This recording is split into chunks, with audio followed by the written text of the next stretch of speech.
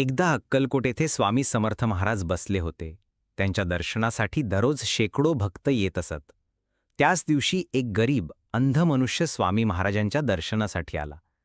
त्याला लोकांच्या मदतीने स्वामींच्या चरणांपर्यंत नेण्यात आले.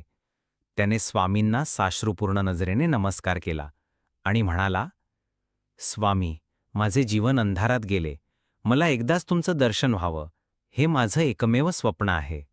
स्वामी महाराज क्षणभर त्याच्याकडे पाहत शांत राहिले. मग त्यांनी जवळचं थोडं गंध म्हणजे चंदन घेतलं आणि त्या अंधाच्या डोळ्यांवर लावलं.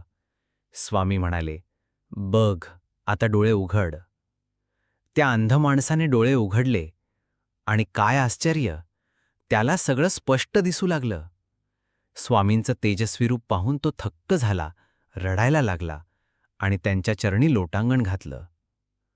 त्यावेळी उपस्थित असलेले सर्व भक्तही आश्चर्यचकित झाले.